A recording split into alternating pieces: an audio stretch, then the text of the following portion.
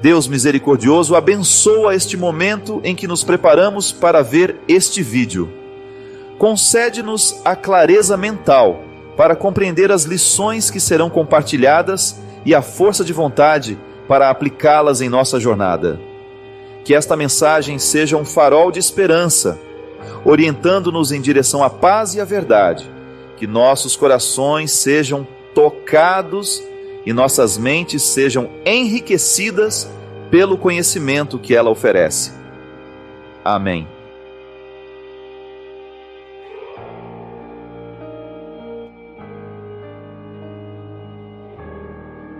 Um caminho seguro para você interpretar se está sendo cristão ou não, se está vivendo a essência da espiritualidade cristã, é você se perguntar: eu amo a Deus acima de todas as coisas e ao próximo como amo a mim mesmo? Pronto. Eu sei que nós temos muitos escritos, você tem a Bíblia, que é um livro extenso, muitas regras, aliás, muitas regras do Antigo Testamento, que foram reinterpretadas por Jesus e que, lamentavelmente, às vezes nós encontramos cristãos nos dias de hoje querendo ressuscitar as leis do Antigo Testamento que Jesus, de alguma forma, já superou. Claro, intencionados, querendo, de alguma forma, encontrar na Sagrada Escritura um fundamento para seus ódios, para suas intolerâncias, tá? Aliás, o Padre Léo, sábio Padre Léo, dizia muito isso. Na Bíblia você encontra textos que justifiquem até o assassinato. Se você quiser assassinar alguém e dizer que estava na Bíblia, está lá, você encontra textos para isso. Então nós, muitas vezes, ficamos perdidos sem um entendimento claro do que significa hoje, se eu quiser dizer ao mundo que eu sou cristão. Terá de amar a Deus acima de todas as coisas. Nossa. Coisas são essas. Tudo. Não tem exceção. Sua casa, seu dinheiro, sua família. Ser responsável. Depois eu vou dizer por que é responsável. Que eu sei que muita gente, irresponsavelmente, em nome de uma missão, largou a família para segundo plano e foi viver as coisas da igreja. Isso acontece muito. É numa outra dimensão. Não é largar a responsabilidade de cuidar da família e ficar mais lá enfiado dentro da igreja do que cuidando das coisas de casa. Não é isso. É aqui dentro que a coisa acontece. Amar a Deus acima do emprego que a gente tem, do sucesso que a gente faz, da carreira que a gente construiu. Mas isso parece muito teórico e difícil, não é não? Você tem como valorizar a sua carreira, por exemplo, o sucesso que você faz, colocando Deus acima de tudo isso. É só compreender que tudo isso que você alcançou não foi por méritos somente seus. Quem lhe deu essa capacidade? Você desenvolveu as capacidades, mas quem lhe deu na origem? Recebeu dos seus pais. Quem deu a seus pais? E aí você chega numa eterna busca deste Deus que nos sustenta em tudo.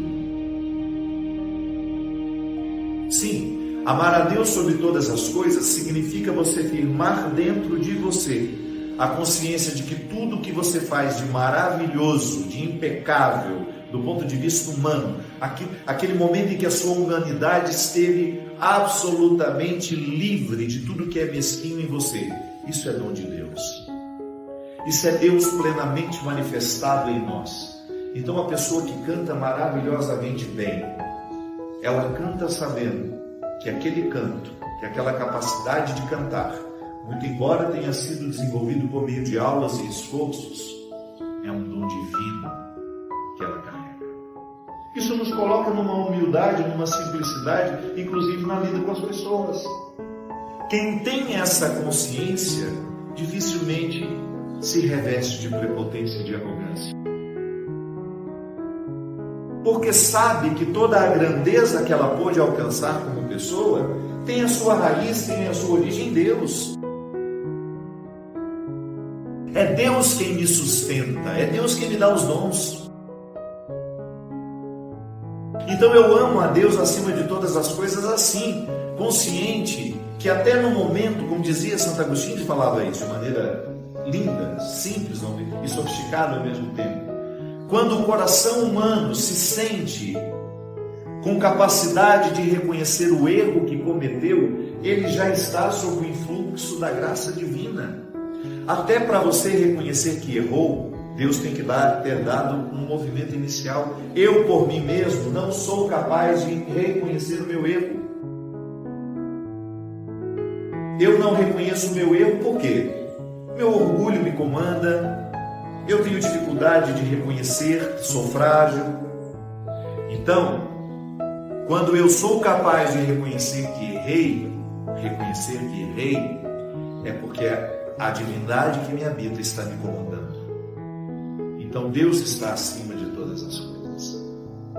Eu tenho consciência de que tudo aquilo que a minha inteligência me proporciona só é possível porque Deus me deu a inteligência. Então você coloca Deus antes de todas as situações.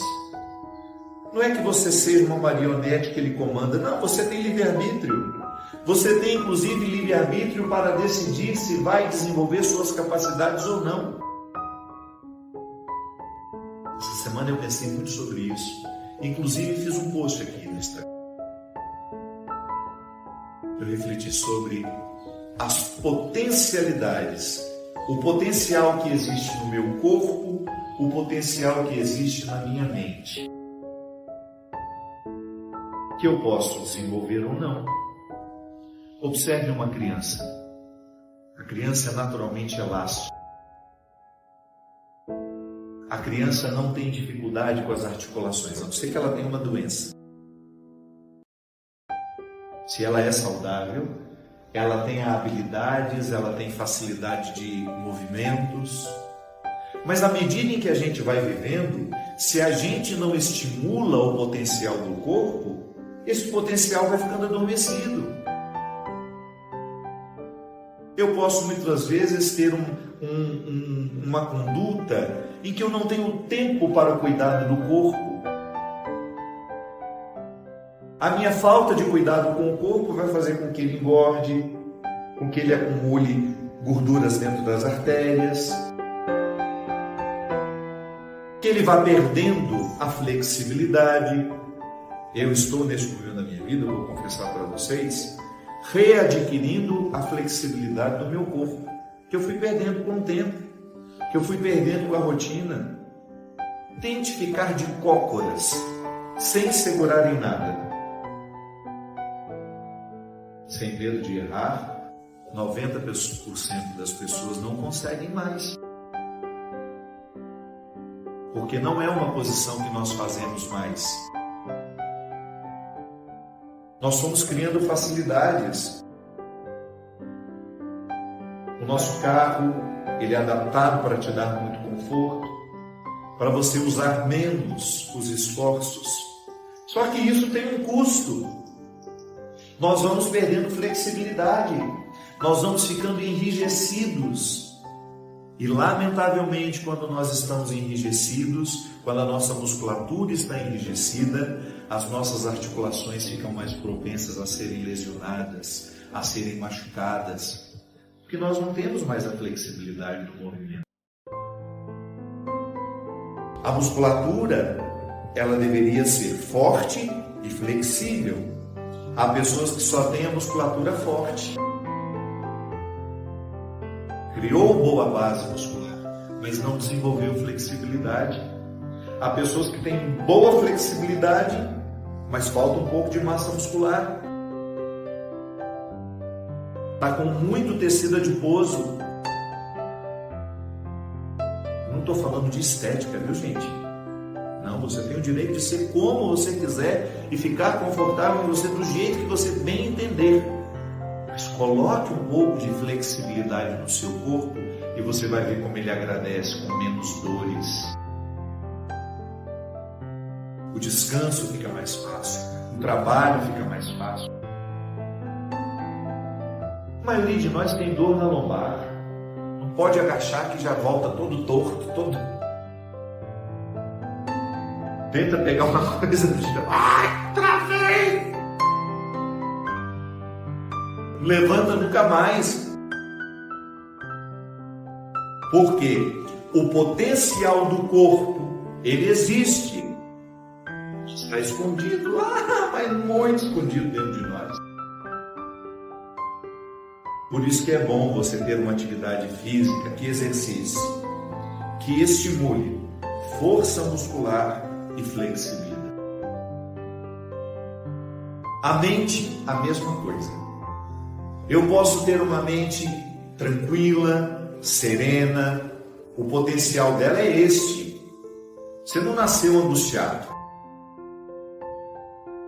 Você não nasceu conflituado do ponto de vista mental. Se todas as suas necessidades foram satisfeitas na hora certa, você ficava lá, no bercinho, respirando corretamente. Chega um momento que a nossa ansiedade é tão grande que modifica até a nossa respiração. É impressionante como até o nosso corpo sofre as consequências de uma mente desordenada.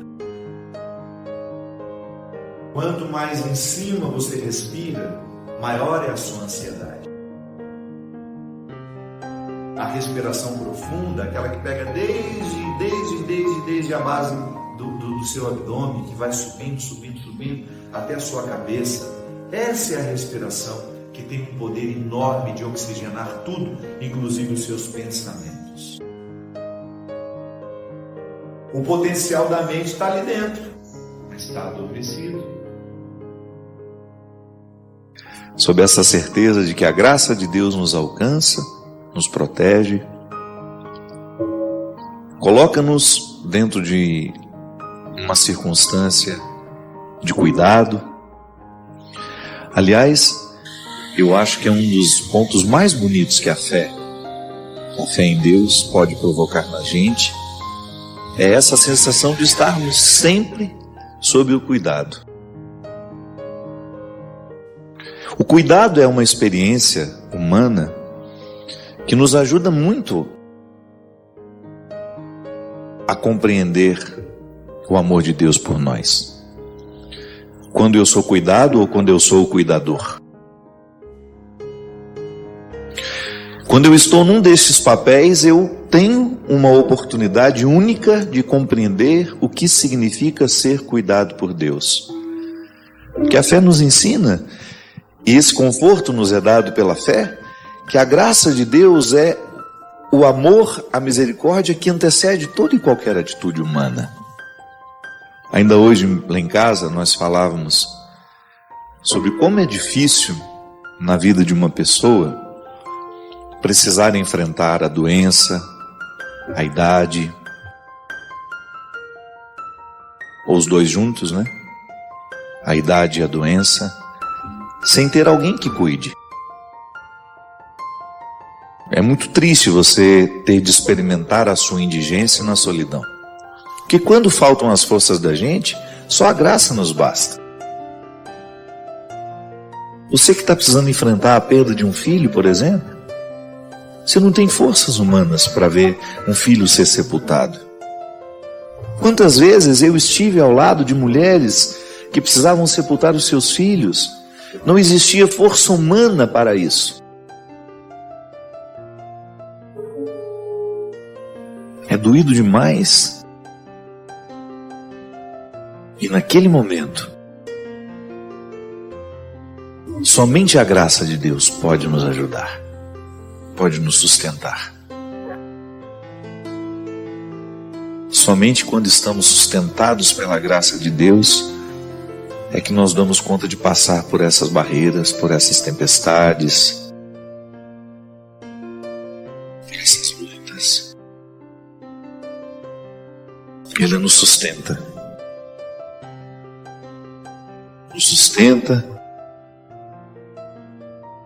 nos dá condições de compreender a fraqueza como uma oportunidade de conhecer esse Deus que nos antecede. Porque é assim, é como se nós tivéssemos esgotado todos os nossos recursos. Eu já dei a minha paciência, eu já dei a minha caridade, eu já dei a minha coragem, eu já dei o meu amor, eu já dei a minha misericórdia e não sobrou nada de mim. Então, Deus vem e me sustenta com aquela reserva. Como se fosse o nosso pré-sal, né? Quando você acha que você já esgotou todas as riquezas do solo, você ainda chega ao lugar que não é seu mais, aquela antessala, mas que está à sua disposição, como uma reserva para lhe ajudar a prosseguir. Perder alguém. Como é difícil a gente perder alguém. Perder uma mãe, ter de sepultar uma mãe. Mia Couto dizia de maneira tão poética, né? Não há terra nesse mundo que possa sepultar uma mãe.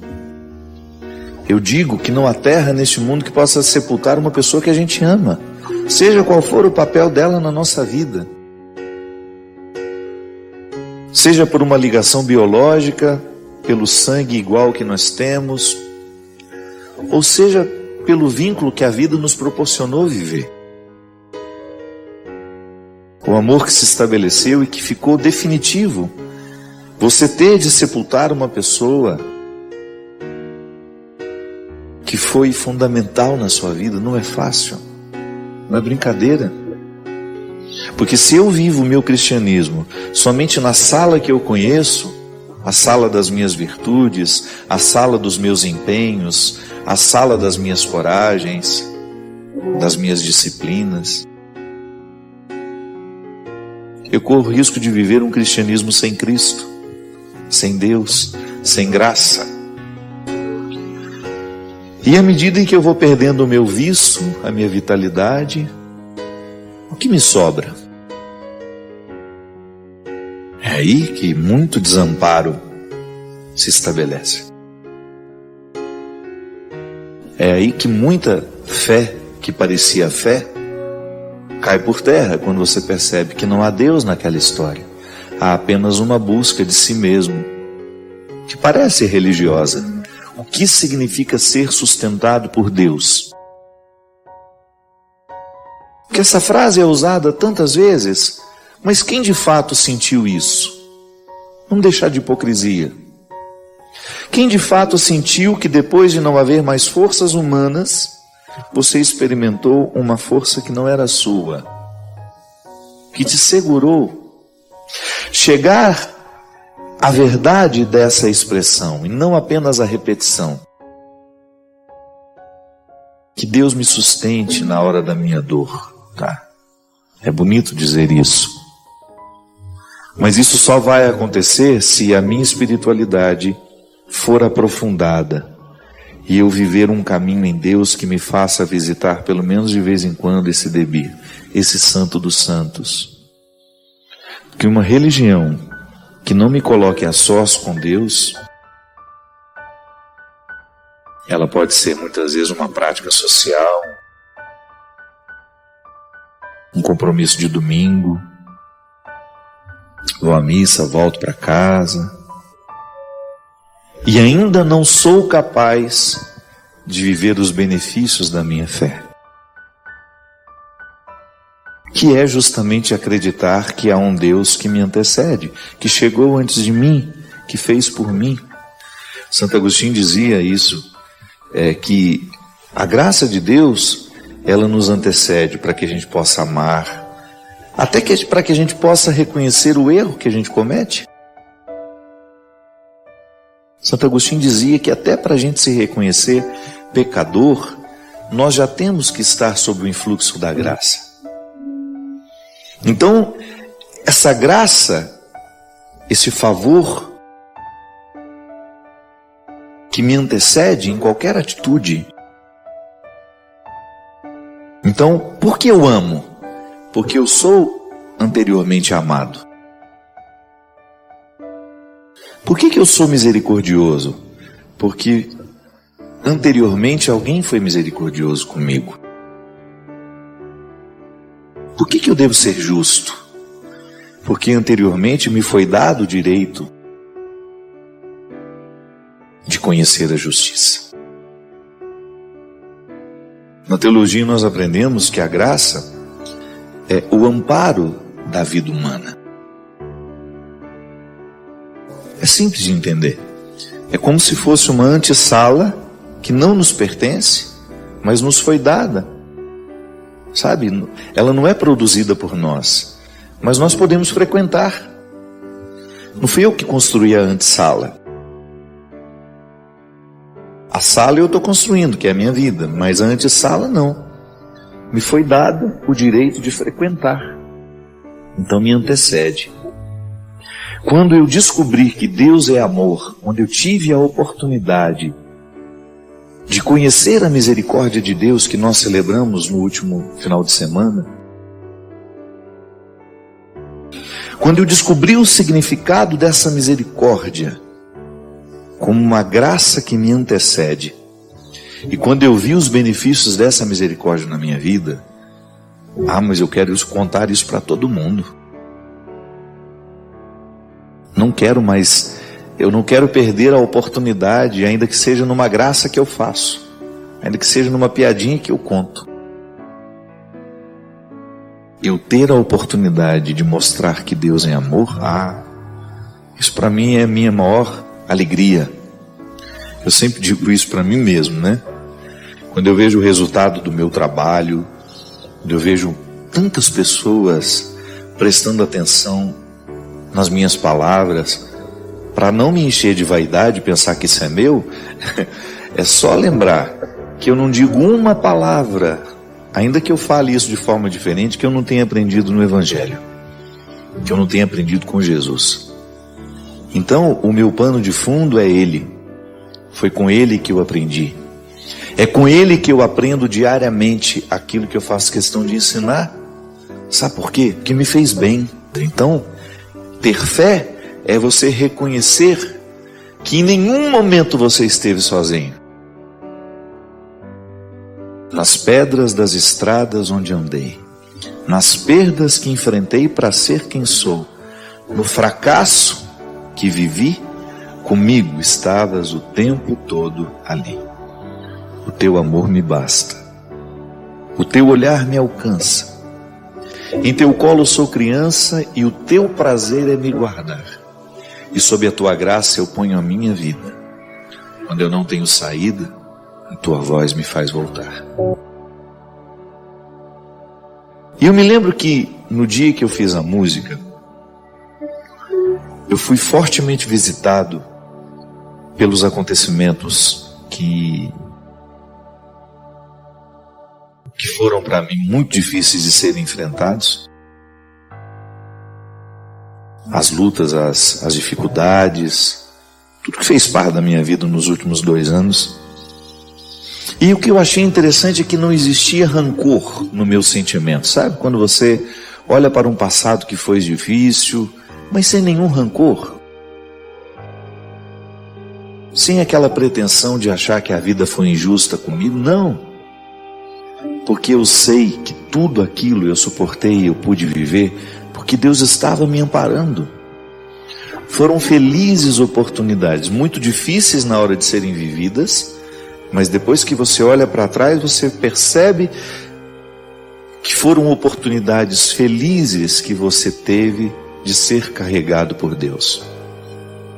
Isso faz com que a gente viva uma experiência de Deus tão interessante, porque Deus deixa de ser uma troca de favores, uma instância onde nós trocamos favores. Não é assim que nós precisamos compreender, que nós devemos compreender a nossa espiritualidade.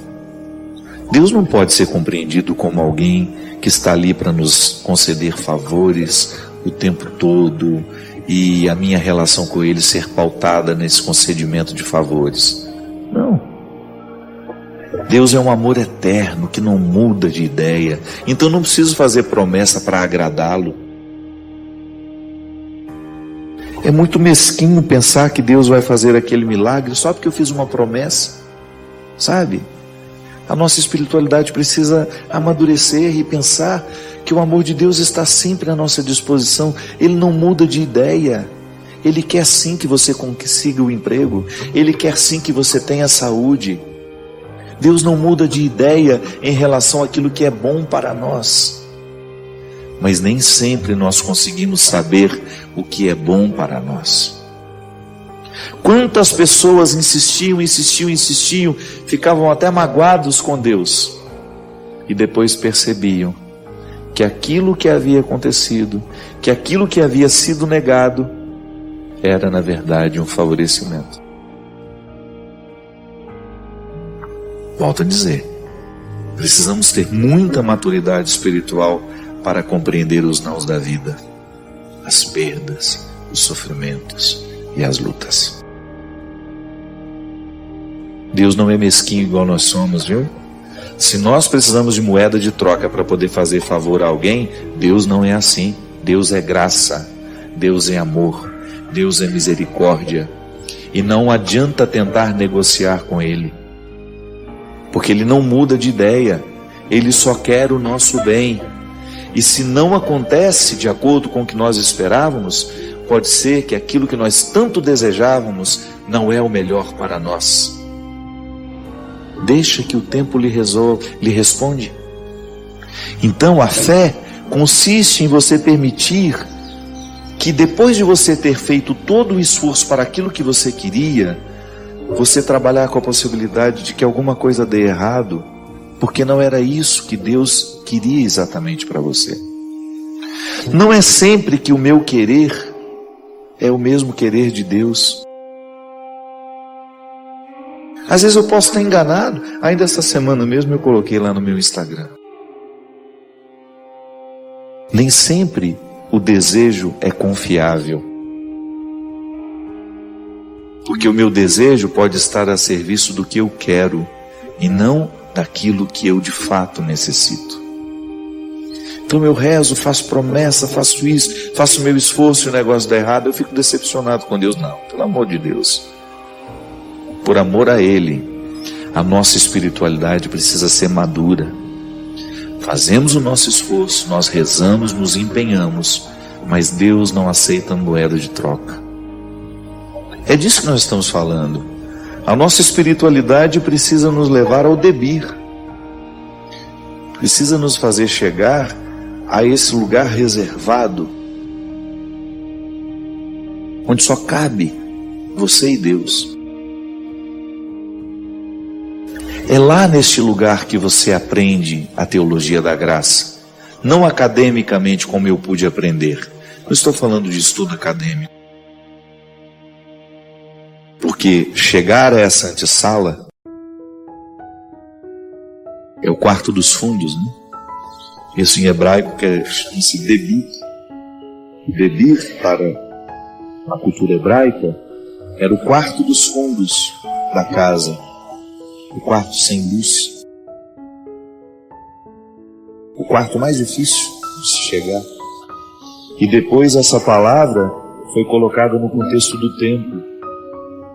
O templo de Herodes, quando ele foi construído, Debir era o Santo dos Santos, o lugar onde os sacerdotes só entravam uma vez por ano. Interessante isso, né? O lugar onde o sacerdote entrava apenas uma vez por ano era separado da sala do templo. Eram 3 salas, separado por uma cortina, e ali havia a prevalência de um mistério. E é por isso que nesses últimos anos da minha vida, eu tenho encarado, inclusive, às vezes vira até piada para os meus, para aqueles que estão do meu lado, e quando eu vou e o negócio deu errado, eu, antes de ficar nervoso, falo, foi um livramento. Não era para ser. Porque antes eu me irritava de um jeito que vocês não imaginam. Então hoje, às vezes, até as pessoas que são próximas a mim fazem piada um pouco disso, né? Mas é verdade, eu acredito mesmo nisso. Se eu fiz um esforço para chegar lá, para acontecer, não aconteceu, então não era para ser. Deus não queria que fosse assim.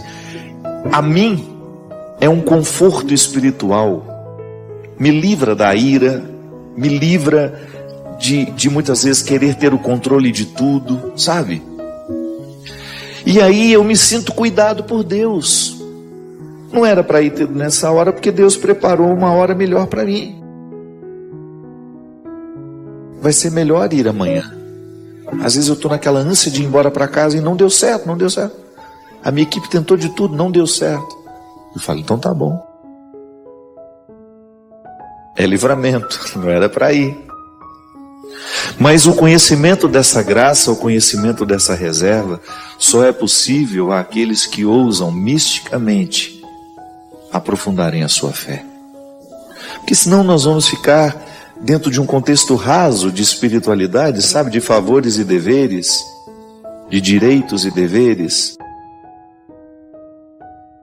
Um Deus que nos presta favor, um Deus a quem a gente faz umas gracinhas com o nosso comportamento, a quem a gente paga algumas promessas, a quem a gente faz algumas orações decoradas. Não estou falando dessa religiosidade rasa.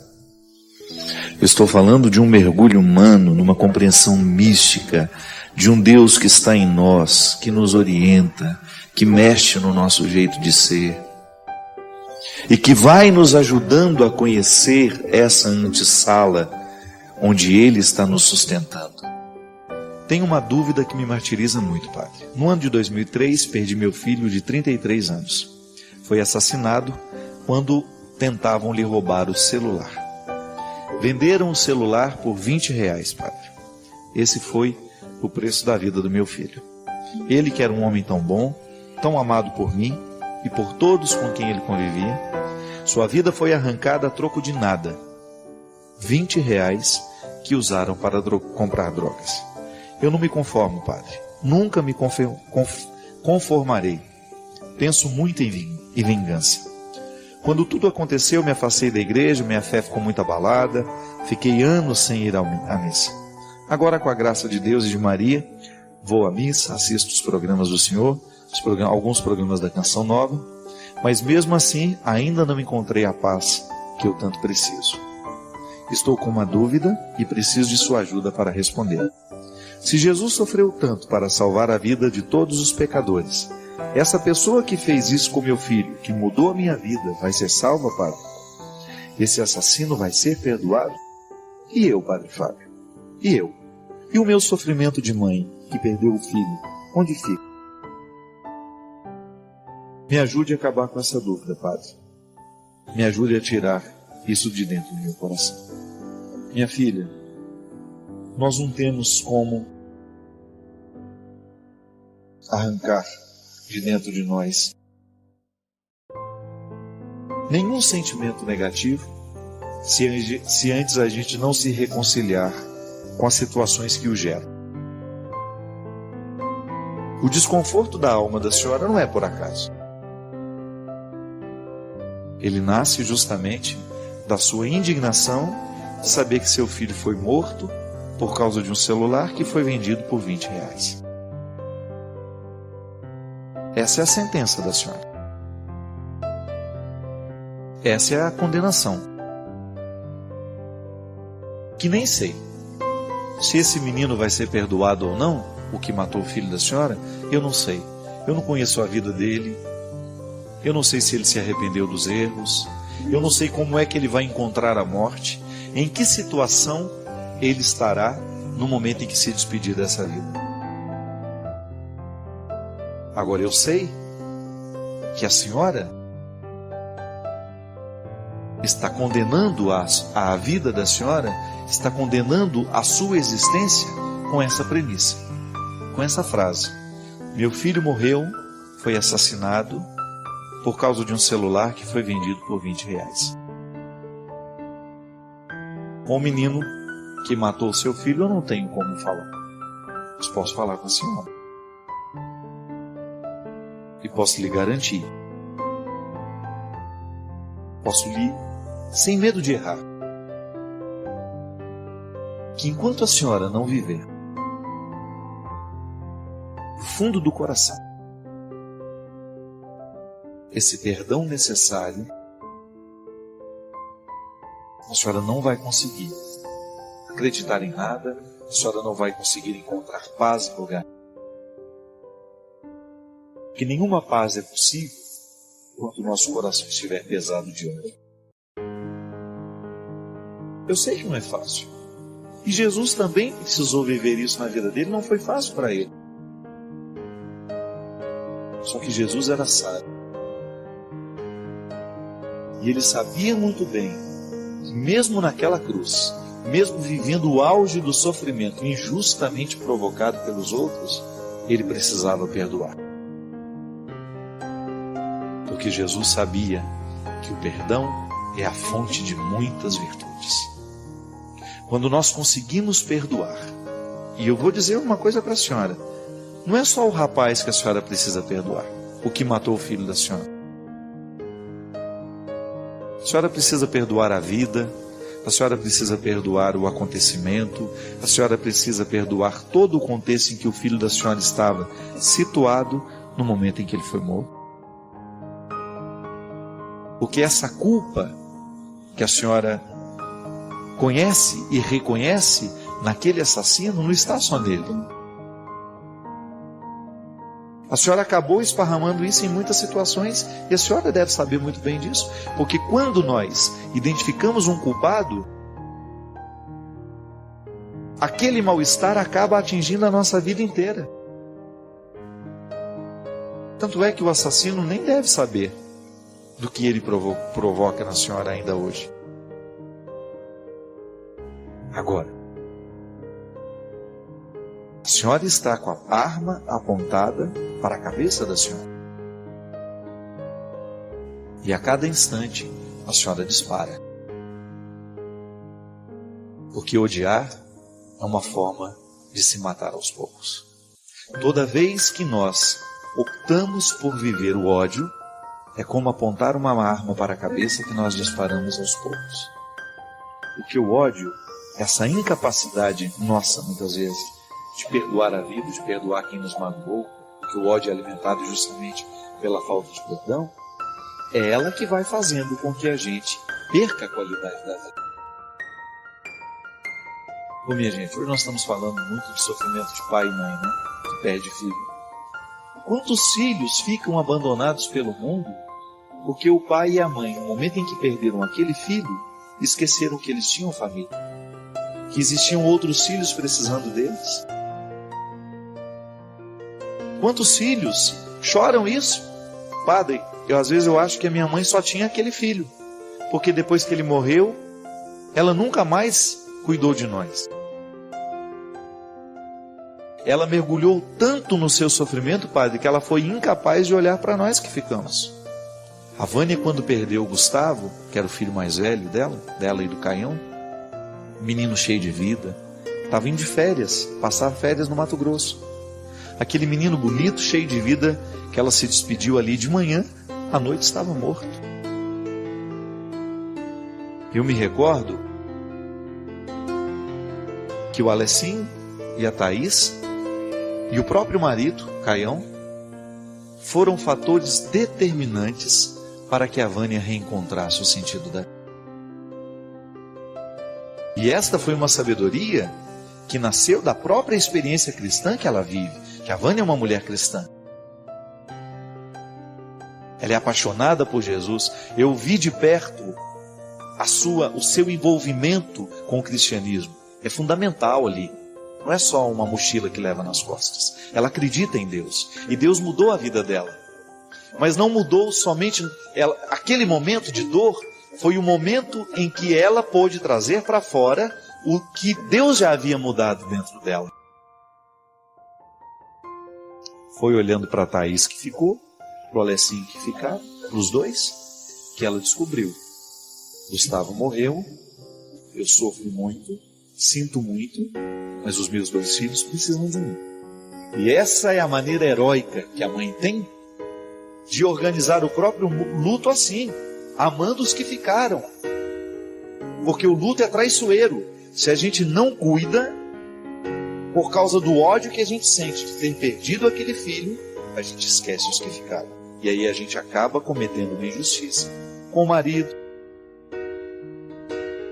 com os filhos, com os amigos, com os irmãos. Por quê? Porque a gente se fecha no nosso sofrimento, a gente não faz um movimento de saída, e aí a gente acaba prejudicando a nossa vida e a vida dos outros. Por isso, minha filha, que toda vez que a senhora odeia esse criminoso, toda vez que a senhora fica remoendo dentro da senhora o fato, é como se a senhora estivesse apontando a arma para a sua cabeça e para a cabeça daqueles que estão ao lado da senhora. Eu não sei se a senhora tem outros filhos, mas eu, particularmente, digo, como filho da dona Ana, que todas as vezes em que eu precisei conviver com a minha mãe, no momento dos seus ódios, ela era menos mãe minha. Por quê? Porque alguém que está ocupado de ódios não pode ser mãe inteira. Por isso, minha senhora, não perca mais tempo com seus ódios. Jogue fora. A senhora não precisa mais ver não precisa mais trazer dentro do coração o ódio que o assassino provoca. A senhora pode escolher a leveza. A senhora pode escolher hoje o perdão. E o perdão é uma palavra realmente capaz de nos libertar. Eu não quero. Devolva esse lixo, é seu. Já que você matou o meu filho, já que você levou a minha alegria, eu quero devolver todo o lixo. Como? Limpando o coração, não permitindo mais que ele seja depósito de tantas coisas mesquinhas. É assim que a gente vai fazendo a faxina da alma, né? Que eu preciso fazer, que você precisa, porque de vez em quando alguma coisa de errado vai acontecer, não vai ser de acordo com as nossas expectativas, alguma coisa não vai ser de acordo com os nossos sonhos, com aquilo que a gente esperava que fosse. Mas você é o condutor de tudo isso. Você está à frente. Com Deus contigo. Eu acredito nisso. A cada dia eu peço mais. Senhor, esteja tão presente em mim, mas tão presente que eu já não saiba nem mais me diferenciar de Ti. Eu quero sentir com o seu coração, eu quero amar com o seu coração. Eu quero viver com o seu ar. Eu quero ter em mim a força da sua presença. E se o Senhor é o Criador, eu não tenho o direito de viver inacabado. Eu quero o tempo todo viver esse processo de recriação. Se o Senhor é o Criador e eu ouso respirar o mesmo ar que o Senhor, se eu ouso ser proprietário da mesma palavra que o Senhor, eu não tenho o direito de não viver outra coisa senão a recriação. E hoje ser recriado lá, no gramado da minha casa, com meu cachorro no colo, vivendo uma situação simples, muito pequena, que qualquer ser humano tem o direito de viver. Não é um privilégio, não é um luxo, não. É uma situação simples. Você tem uma criatura no seu colo que tem um carinho e um respeito por você pelo simples fato de você tratá-la bem. E ela identificá-lo no mundo assim. No meio de tantos, ele corre na sua direção. Quando todos chamam, ele atende a sua voz. Viver aquele momento e descobrir que a vida é isso. E que todo o empenho vale por causa daquele momento que nos mostra que tudo pode ser assim. Que pelos gramados da vida, pelos gramados da existência, nós temos a possibilidade de viver a surpresa da vida. É isso que eu lhe desejo, viu? Que nos gramados da sua vida, você viva cada vez mais as surpresas. Eu não posso gastar os meus dias, o meu tempo, estando num lugar que não tem nada a ver comigo. Porque essa é a sua lida com o tempo. Esse tempo não vai voltar. O tempo que você está sendo infeliz num determinado lugar, num relacionamento, numa situação, este tempo não volta. Este tempo não volta. Tome a decisão que seja favorável a você e, consequentemente, você favorece as pessoas que estão ao seu redor, porque gente feliz não incomoda outras. Pode observar. As pessoas mais difíceis, aquelas pessoas que estão sempre aborrecidas, sempre chateadas com a própria vida, elas têm dificuldade de ver a alegria e a felicidade das outras.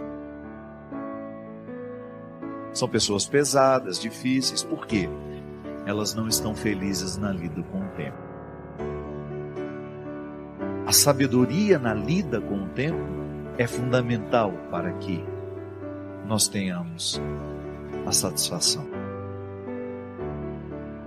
de você perceber que você está no lugar certo, fazendo a coisa certa. Nada pode ser superior a essa alegria, minha gente. Deus nos acorda para isso o tempo todo. Para que nós sejamos as pessoas certas, nos lugares certos. E vale a pena a gente refletir sobre isso. Todos os dias antes de dormir, hoje eu fui quem eu poderia ter sido. Hoje eu fiz o que de fato me cabia fazer. Eu fui honesto comigo. Eu busquei a melhor parte. Eu fui honesto em querer, em lutar, em trabalhar, em vencer as dificuldades para ter condições de assumir o meu lugar. Esse é um indicativo de realização humana, quando a gente percebe que nós estamos vencendo dificuldades que fazem sentido. São sofrimentos que fazem sentido, porque eles estão contribuindo para o nosso crescimento. Não é inteligente continuar vivendo, provocando o que me adoece. Porque mais cedo ou mais tarde, os remédios perderão a capacidade de fazer comigo o que as minhas atitudes deveriam fazer. E é claro que depois, o remédio, auxiliado por uma atitude que modifica a vida, ele faz maravilhas em nós. Porque ele não está trabalhando sozinho.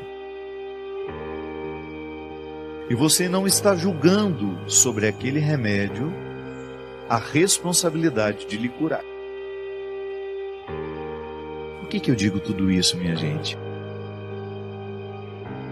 Porque nós estamos todos muito adoecidos, fisicamente, psíquica e emocionalmente. Doenças físicas, doenças emocionais, doenças psíquicas, doenças espirituais que também estão ligadas à nossa lida com o tempo. Porque a nossa lida com o tempo, em algum lugar aí, nós estamos negligenciando. Ou porque não temos tempo de cuidar de nós, ou porque estamos nos impondo um trabalho para o qual não fomos feitos, uma vida para a qual nós não fomos feitos, porque isso é importante demais, a gente saber administrar. Eu preciso fazer a atualização da minha identidade. Eu preciso olhar para mim, para a minha essência, perceber tudo aquilo que me envolve, quais são as minhas escolhas, o que eu tenho feito, e muito honestamente dizer para mim se tudo isso que eu tenho feito tem realmente alguma coisa a ver comigo. Não existe régua para saber o quanto a gente já é cristão, mas há alguns indicativos interessantes para a gente prestar atenção. Um deles é a qualidade das nossas amizades. Nós temos bons amigos, construímos bons amigos. Quanto mais a gente cresce em Deus, maior é o nosso crivo para os relacionamentos. Não é que a gente vai desprezar as pessoas, não é que a gente vai ficar arrogante, orgulhoso, não, pelo contrário. A experiência com Jesus, ela vai nos simplificando. E porque a gente vai ficando mais simples, a gente fica também sem rodeios para dizer o que queremos ou não. Há pessoas que às vezes você tem aquele melindre de nunca poder dizer a verdade. Você sabe que aquele relacionamento de amizade, de proximidade, já não está lhe fazendo bem. Porque aquela pessoa só lhe procura para fazer fofoca. Ela sempre lhe induz a ficar extraindo de você o que você tem de pior. Eu sempre gosto de dar esse exemplo. Um homem casado que quer ser fiel à esposa, aos seus filhos, à sua família, ele precisa saber muito bem com que ele anda. Quais são os companheiros, digamos assim, que têm influência sobre ele? Porque se ele quiser ser fiel, é claro que ele não vai poder baixar a guarda para que pessoas que não estão nem um pouco interessadas na fidelidade dele à família estejam por perto e influenciando.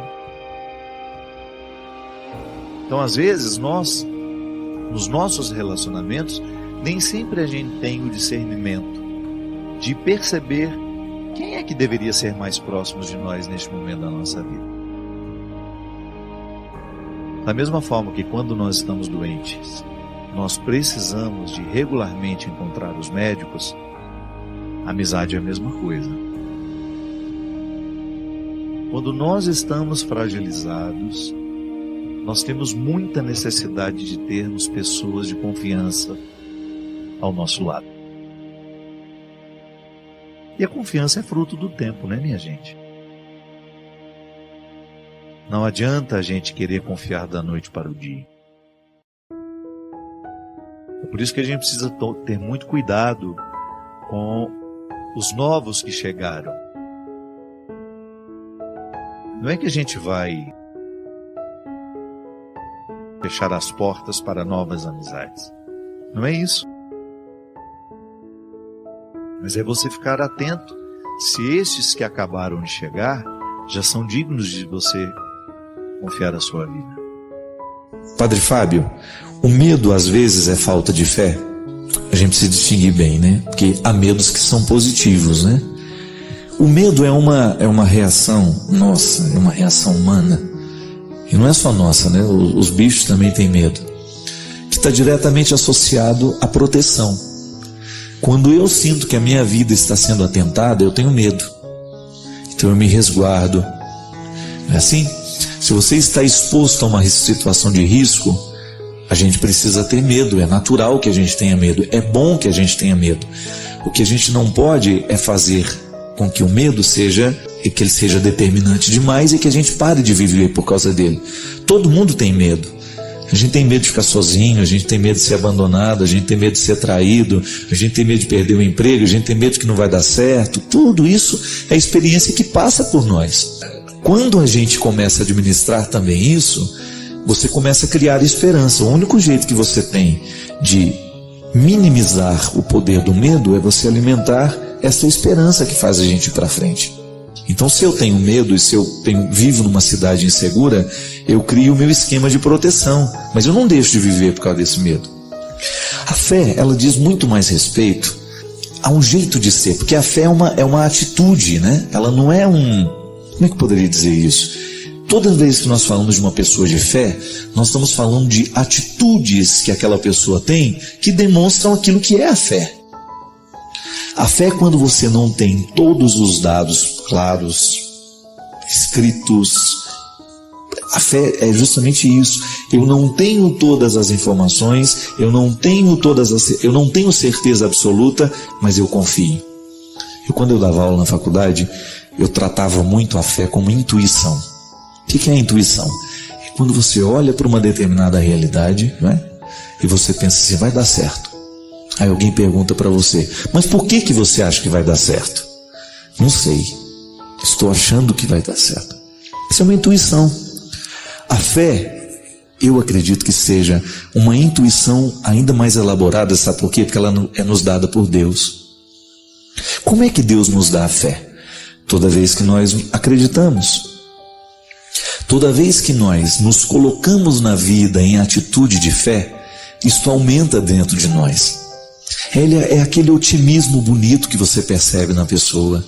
Você sabe que a pessoa tem dificuldades, você sabe que a pessoa tem 1000 problemas, ela teria 1001 razões para desistir, mas ela permanece de pé. Por isso que Nossa Senhora, Maria, é colocada como a mulher da fé.